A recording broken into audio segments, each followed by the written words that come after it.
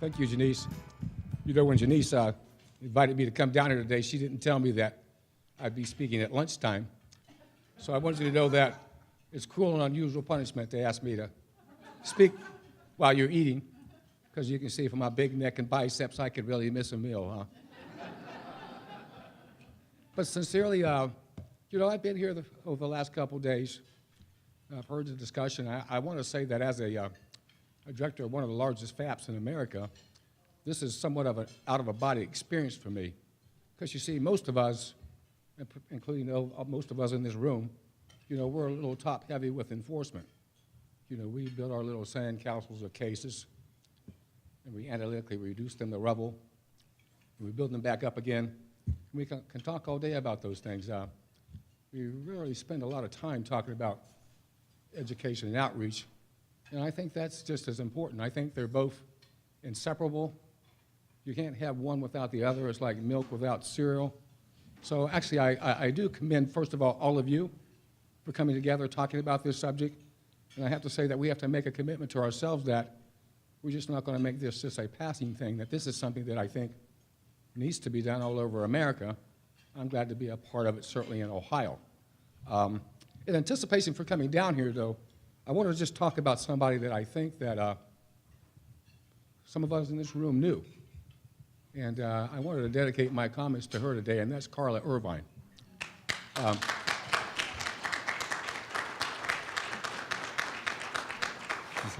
I told myself I wouldn't get emotional, but let me just say this. I was appointed director of my agency in 2001, and one of the first calls I got was from Carla Irvine. And if you remember, 2001 was when they had the riots down here in Cincinnati. That was a very, very tense time around here. I see people shaking their heads. And I remember coming down here and sitting on this square with Carla on the stage. I also remember staying in the Westin Hotel, which is right down on the square, as I remember, and looking out the window in the evening, and there were some community groups that were marching, basically, in effect, shouting, "Get off the streets." And they were basically telling these young people. And the reason why I raise that is this person that we know of as Carla. Well, first of all, to the extent that you didn't know her, she was what, a small person of physical stature, right? She was actually, in effect, she was unlike me. She was somewhat pretty reserved, somewhat quiet. In my view, she was what Ohio's version of Mother Teresa, except, see, there was one difference. She had a balled-up fist. She'd start swinging at insurance companies and insurance landlords and housing providers that did not necessarily comply with the law. So let me just say that I view my visit here today as actually returning that favor that she did to me. Because, see, since that time, I've had a great relationship with HOME, as I do, I believe, with all the other FHIPs in the state of Ohio, including Without Limit from Miami Valley. I know we got some people here from Cleveland. We got some people for all over. But I would just think that in dedicating my comments to Carla today, I would urge all of you that as we leave here today, if we were to go about doing what it is that we do on a day-to-day basis with the same force and with the same commitment and tenacity as Carla, we're going to be doing damn well. There's no doubt about that.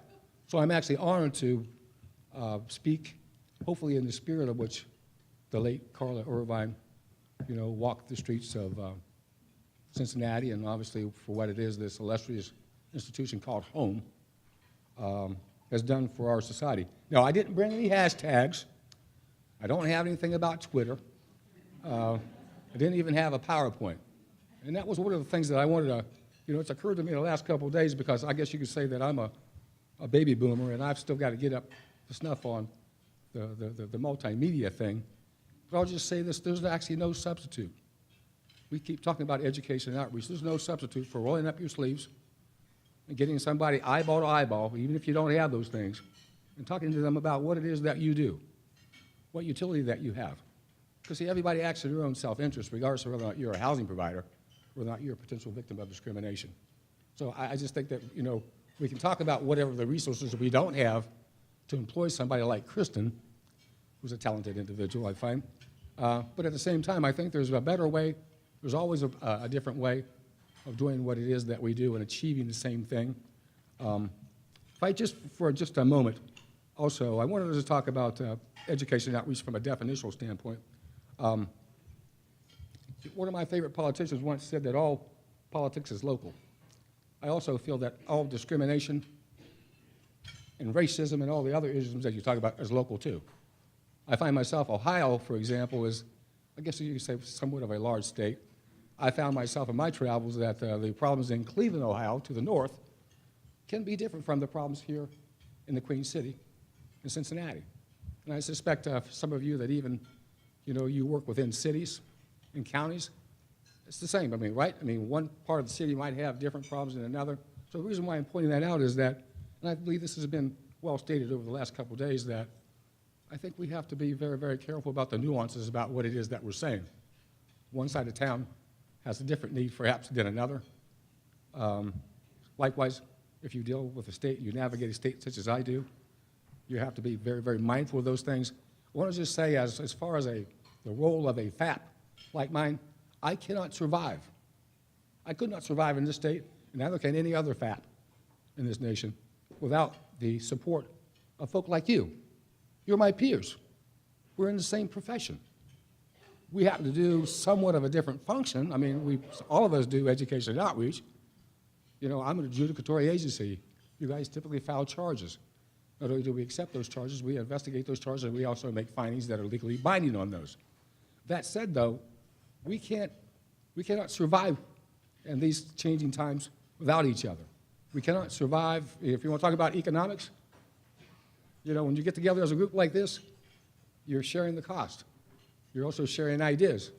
For what it's worth, I got a notebook full of things. I can't wait till I get back to my office. This hashtag stuff and all this, I need to get with somebody that knows something about this stuff. But I've actually got more ideas from you than you could argue to get from me. But that's the reason why we want a partner. And, let's just make sure that we don't make this like a physical thing. There's a telephone, and there are internets, and we're very, very good at these fancy phones that we carry around. Yeah, if there's something that I can do for you, pick up the phone and call me. And I know that I share that thought with all of you as it relates to your relationships necessary to one another. So regardless of whether or not you're from Washington or wherever, pick up the phone and say, hey, what about that concept that you talked about at the HOME conference the other day? I would encourage you to do that. Real quickly, one forum that we didn't talk about, one issue that we didn't talk about was the use of televisions and radio ads and that type of thing. And I think if you're like me, I can't afford that. Boy, you can eat up a heck of a lot of money, resources very, very quick. But I listen to the voice of the Buckeyes all the time. Big Buckeye fan, and it's 97.1. The other day in my car, and there was an ad that came on, and it said that it was sponsored by the National Fair Housing Alliance in HUD. And it gave 3 scenarios, as I remember. One was sexual harassment in housing. The other was disability. I think the other was the use of a comfort animal. And basically, in this 30-second ad, it said something to the effect that if you believe that you're a victim of housing discrimination, please call HUD. Well, I don't know. I think there's some HUD people here. If you've got some of those types of resources for radio ads, those types of ads, well, hey, share them with us locally. I think that's the type of thing that makes a difference, too, reaching out. We forget sometimes, for example, about when we talk about multimedia, some people can't afford a computer. So a lot of people can't afford a computer. You have to pay for a hub hookup in your home and a host of other things. So there's still a need, that's what I said, to find better ways of reaching out to the folks that, because after all, why have rights unless you're aware of them, for example? And one of the examples I like to give with regard to that is, I'm a big advocate of gay rights, for example. Every survey that's ever been done, to my knowledge, they've always found that the majority of the population somehow walks away believing that that's a protected class. In Ohio, it's never been a protected class, so I keep thinking, well, wait a minute. How is it that people then walk around thinking that, but it's not so? That's the best illustration in and of itself why it is you want to enhance and maintain and continue, first of all, partnerships with one another, but also spreading the word about what these rights are and what they aren't, for that matter, because, for example, there may be a need to change those rights. And I'll get into that in just a moment. I wanted to also say that as a baby boomer, I'm actually very, very proud to live in a country where there's a black man by the name of Barack Obama that could be elected president, but you should know that I have the opinion that his election made our work harder. The reason why I think our work is harder is because, you know, there was a time when there was a greater sense of urgency. I've had the privilege of growing up during the 60s. I remember all those times. There was a fierce sense of urgency in the air. And one of the downsides of Mr. Obama is that there's a group of people, I can't measure it myself, that believe that somehow he is the dawning of a new era, what I call the so-called post-era, post-racial, post-whatever it is, that somehow that what it is that we do is somehow less important.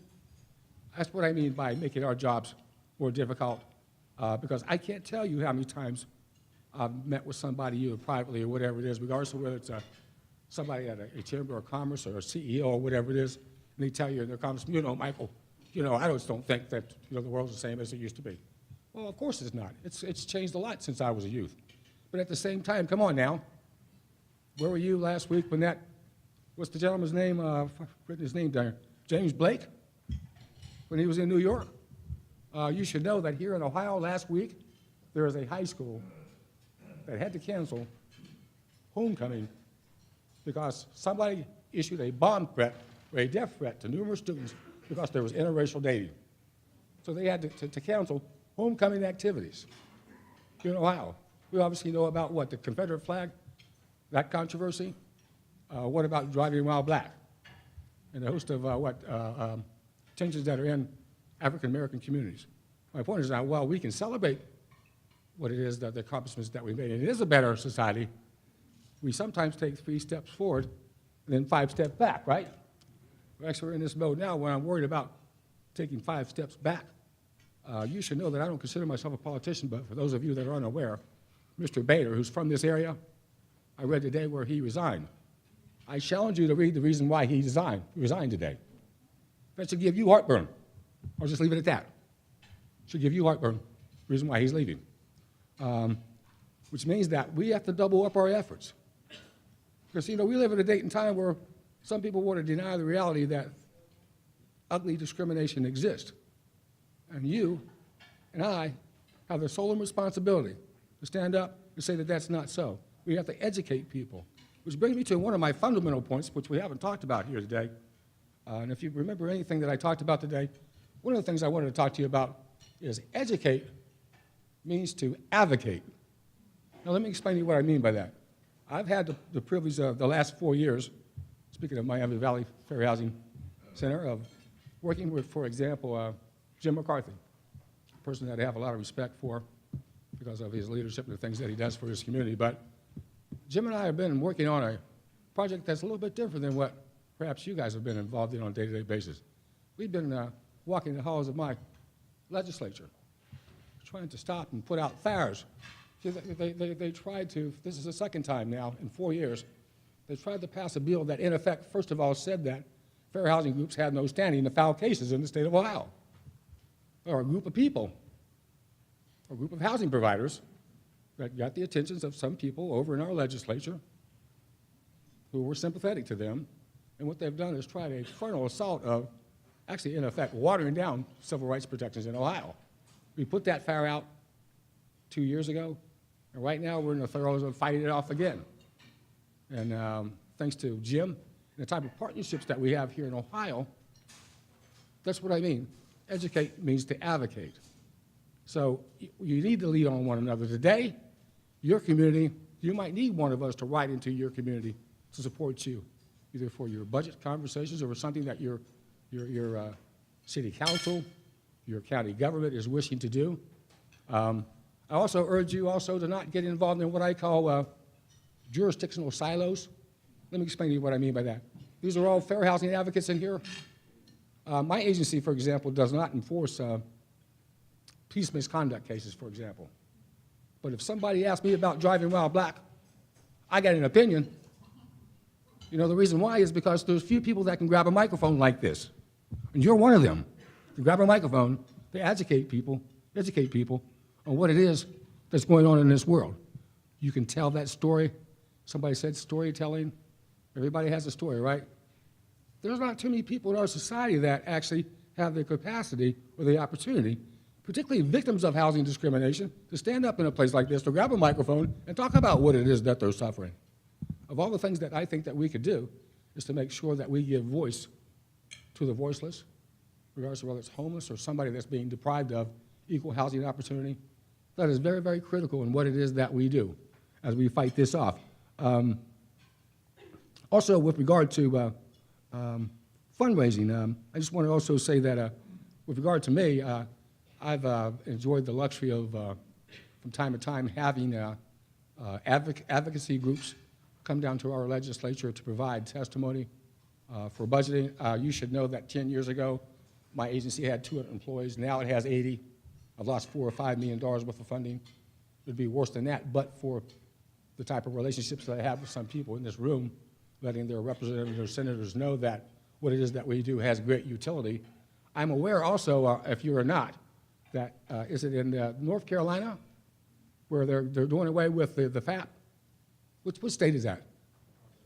North Carolina. Are you aware that in North Carolina, there's legislation pending right now that would completely wipe away that FHAP? Interesting times, huh? Who would have ever dreamt? Who would have ever dreamt since 1968 that here we would stand in the year 2015 and somebody would be saying that let's eliminate those laws? I'm unaware, once again, and you are too, as to what reason why we want to eliminate that. Obviously, I leave it to your imagination as to why that's so. That's why we have to advocate. Educate means to advocate. It also means to agitate. Agitate, what I mean is, let me just give you an example. I know that somebody mentioned to me the Zanesville case.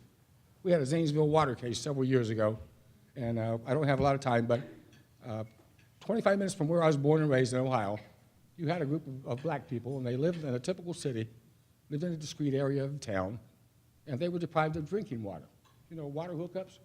They were deprived of this for 50 years, speaking of education and outreach. 50 years. These were humble people. They were not the type of people that would run down the Civil Rights Commission or run to the Miami Valley Fair Housing Center or wherever and file a charge. There are some people that's just not in their nature. And thanks to this person by the name of Vince, who runs the Fair Housing Center there in Akron, he heard about this, and he went and started talking to them. It ended up there were about 72 plaintiffs, 72 people, a $10.5 million judgment. I don't know if you've heard about that. The deprivation of drinking water. Speaking of education and outreach, we had to go out and work in that community, convince those people that, yes, you can't do these types of things, and yes, we have agencies like this that will vindicate your rights. I also had the great privilege, you should know, of also testifying in federal court, which I think was, for me, I'm a lawyer by training. It's an out-of-body experience to be sitting in a chair rather than pressing the questions at the chair, but I was honored to be a witness in the federal court case talking about the utility of the FHIP. What utility did this FHIP have? What did this FHIP do in the confines of that case that brought this result? You know, in terms of educating people on their rights. What is their mission? How is it that it's facilitated in the confines of investigating and adjudicating people's rights? I think that Vince ended up with, I think, $100,000 of hard-earned money that he had, I might want to say, in order to do that. That's what I mean, what happens when we partner with one another, and we dig down deep, and we find ways to continue doing what it is that we do so well. And that is what? Educate, advocate, and also litigate, where possible, people's rights. And we should not apologize. You should know, many of you, I know that, like I said, all discrimination is local. Zanesville, I'm trying to think the last time I've been there. I've spoken there at Martin Luther King days. I've been at all sorts of activities. Since that case, I've never been invited there. That's all right, too. Because if that's the price to pay, I love it. And if that's and for where you're at, sometimes making people mad with what it is that you're doing, you're not doing your work unless you make somebody mad. So welcome to the neighborhood. If you're all of a sudden you're thinking that, you know, people are just going to invite you to dinner parties and all that, and you're going to be, what, cocktail parties, and you're going to be the life of the party? I don't think so. Janice, you want to change your occupation now? You know, sincerely, though, I wanted to also say that here in Cincinnati, they has also one of the most egregious cases that I think is an example of why it is that I think we want to focus on education and outreach and why it's important. Just over the road here, HOME had a case, and I think somebody might have alluded to this yesterday, of there was a guy that basically had an interracial daughter, and she was visiting him at an apartment complex. The apartment complex had a pool. She went out to use the pool, and the landlord met her, this young 14-year-old, and said, you know, I'm not going to allow you in this pool. And the reason why this black girl was because she said that if she allowed her in this pool, her hair would cloud the water and pollute the water. So this landlord then took a sign that said, whites only. This is a fact. Whites only, and hung it out on a gate here in Cincinnati. Not very long ago. Now, we like to think that that happened in 1950, didn't we? Well, if that's happening in your community too. Just because it happened in Cincinnati doesn't mean that it wouldn't happen in Cleveland or Akron or Washington or wherever it is that you want to come from. It can happen in any society. I also, and I want to wind this down because, you know, I get a little excited about this and I can continue on and on and on. I wanted to also just talk just a moment about our government partners. We haven't talked about that. I want to make sure that you should know that here in Ohio, and I urge you to think about these things. It's not unusual for me to be with the Department of Justice. And I urge you to actually somehow interact with them. And let me just explain to you, they obviously have two different branches, my experience has been. And I know here in Ohio, for example, the chief prosecutor, Fred Parker, actually lives in Cincinnati. And we're talking about everything from hate crimes to, I've found that the DOJ is actually reinvigorated. That's how I come to know all these folks. They'll assist you with cases. They're looking for ideal cases to bring. We've had cases with places of public accommodations where people bring in an animal and somebody along a freeway or whatever it is says that they're not going to allow that, and the DOJ has helped me, my organization, out with that. They've helped me out in a case where there was a white guy that ran a black family out of their home up in a place called Bel Air, Ohio, which is in southeastern Ohio here. You should look for opportunities to join with them because, first of all, it's the big bad government, number one. There's nothing like walking around with the big bad government backing you up. The last time I was here, I was at a nursing center up on the outer belt here with the DOJ, and we were talking about, among other things, housing discrimination. We were talking about hate crimes and those types of things. I urge you to try to partner with them. And if you also have jurisdiction over hate crimes, there's also something called the Department of Justice Community Mediation Service. I think they also have regions too. They both do different things. The one prosecutes bad people, as you know, and the other, mediates and resolves, conflict within communities. I'd urge you to look for those opportunities, as I've done as a FHAP.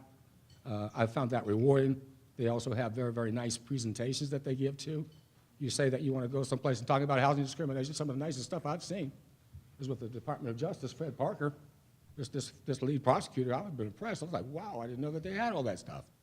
So that gives you standing in your community too when the enforcement agency is saying that, yes, that's right, we got your back. We mean what it is that we say. These laws say that thou shalt not discriminate. We're here also with our prosecutors to back you up, to make sure that this promise is delivered.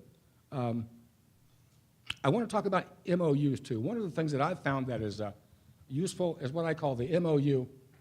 We always look for symbolism in what it is that we do. I'll just give you an example. With community groups, be it your NAACPs or for that matter, actually dealing with cities, I enter into what I call a memorandum of understanding. And what that is you can just use your imagination and use your creativity. What is it that you want to do there? Do you want to commit yourselves to an agreement in paper, a memorandum of understanding in which, among other things, you will be conducting certain numbers of fair housing trainings, and you will be doing those trainings in certain parts, that they will be providing you with facilities to meet with residents. I've got a MOU with Springfield, at which they give us an office. And we're allowed to go in there to talk to victims about that feel that their rights have been violated. They can talk to someone prior to filing a charge. They can work through the difficulties with them, share somewhat knowledge with them about what their rights are and what it is that they can do. There's many possibilities when we start talking about memorandums of understanding because there's a certain symbolism in it. There's also, I think, a partnership that you're forging right there, a partnership with a city or with an organization. I know with the NACPs, it's everything from what filing of charges to actually meeting with their legal redress committee for legal updates and those types of things, which brings me into another issue that I want to talk about, and I know that we've never talked about this the last couple of days, is I found myself, being a lawyer, that lawyers groups are a very, very, very ripe opportunity for you to conduct education outreach. I know that you guys have talked about continuing ed requirements.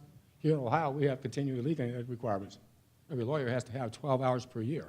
But that said, though, there's obviously a group of lawyers that are advocates in what it is that we do. And depending on whatever it is, you're a city or a county, you should join with that bar association. I presume that every state's structured the same way. There's what we call the Ohio State Bar Association, which is the entire state. Then there's what's called the locals, what I call the Columbus Bar Association. And then it gets more local than that. Join with them in putting together seminars. And I'll just give you an example. In Columbus, one of my proudest accomplishments is Columbus Bar Association, that we're on our fourth annual, what we call our fourth annual Civil Rights Symposium. And every January comes around, cyclically, we have an all-day seminar. And what that is we invite some of the leading practitioners in to discuss the issues. I know in January we're going to be talking about gay rights, the Supreme Court's recent decision on marriage, among other things. We're talking about police misconduct, the use of force. You could basically structure and fine-tune what it is that you need to address in your community by getting with advocates. There are some advocates that really like partnering with you. After all, they need clients. You are a potential client, so it's in their self-interest to actually interact with you and vice versa. They can facilitate what it is that you do. The further that you get away from cities, the more that you need that type of support anyway. Those of us that live in large cities sometimes take for granted that these rights, there are 88 counties in Ohio. There's only like 6 major metropolitan areas. So just think about all the vast number of people that are in the smaller areas that without the aid and assistance of a lawyer, for example, where they go with their rights unless we reach out for them and having CLEs and telling them what it is that's offered in order to facilitate and assist the filing of charges. My final point today is Cleveland. I want to talk about Cleveland. Every year in Cleveland, I see Lisa back there, Lisa Gold-Scott. They have what's called the Hate Crimes Working Group of Northern Ohio, which is nothing more than a consortium of community groups joined with the FBI, Department of Justice, just about every community group that you could probably think of, and they come together at NASA, the National Aerospace and Space Administration there in Cleveland, and they put on this seminar, and they have some of the most dynamic speakers that I've ever actually had the occasion to basically listen in terms of the craft, the profession that we have. And guess what? It's all at the Fed's dime. Speaking of the Department of Justice, they pay to send in people to speak at the Northern Ohio Hate Crimes Community Working Group. You remember I said working group? So, it's a working group because they do something more than just come together once every 12 months. They meet every month, and they anticipate the time when you're going to have a hate crime. Rather than being reactive, they're proactive. How are we going to deal with this when we have somebody that's a victim of a hate crime? See, that's the type of partnering that I think basically works as it relates to what it is that we do. I said that I was just going to say a few words, and I'll just shut up here. I'll just say this. My suggestion is all of us need to ask HUD to start sinking resources into what I refer to, or what's typically referred to as implicit bias, which is, I think, the new frontier. How many of you have heard of implicit bias theory? Great. That's the new frontier, my friends. All of us know how to deal with the so-called evil person. You know, that's the person that meets you at the doors and says, we don't want your kind here. I don't take cripples. I don't want dogs. I don't want this. I don't want that. We can deal with those cases. Those are pop gun cases. The vast majority of cases, including employment cases, are what we call the inference cases. And you know, you can have the best of thoughts, and you can think that somehow you're not full of any isms, But implicit bias theory says that, hey, wait a minute, you better check your whole card. And while this is, I don't think it's a new theory, one of the things that I wish is that HUD would develop a PowerPoint presentation or a DVD for fair housing that illustrates an application or applications of implicit bias theory at play. When we say that somebody's steering, sometimes it's implicit bias. Some of the cases that you have, I don't think they start out wanting to tell somebody they shouldn't be there. They think they're paternalistic or maternalistic. They think that somehow they're protecting people from some sort of misery. For example, what we talked about today, somebody said, hey, there's a steering thing on here. Or maybe you might be comfortable in a different neighborhood. I think it was John showed that. I don't know what the person's mindset was there. Sometimes they think that they're actually performing a favor to that person. Implicit bias forces a person to accept that as a challenge that, hey, you might have the greatest of thoughts right here, but it's this right here that's destroying equal opportunity. I don't have the resources to develop a DVD like that. I know the Ohio State University where I live at does, but that's a copyright. I just cannot come down here today and say, hey, let me put this on there and show you what I'm talking about. But HUD has that. We keep talking about a clearinghouse. Ma'am, you could please take that back to DC and tell them we want something on implicit bias. Because, no, honestly, because when we get with housing providers, especially with the smaller providers, they think, first of all, that it's their property, they can do whatever they want to do with it, which is not so. But if you're a large housing provider, you're probably smug with the idea that you've done all the trading in the world, and there just could not be any biggest working for me. Well, we know that implicit bias teaches you that that's not so, that even all of us, fair-minded people, can sometimes get captured by these things. So it teaches us to be on our shoes, or on our toes, rather, to make sure that we're delivering the promise made long ago. Let me just say that I've really enjoyed being here. I really have. I've learned more from you than you've learned from me.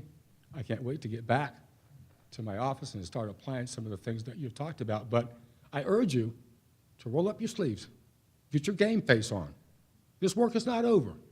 We have a long way to go before we reach the promised land that Dr. King necessarily talked about. And if we do it in the spirit that Carla lived, Carla Irvine, we're going to do well. Best wishes to you.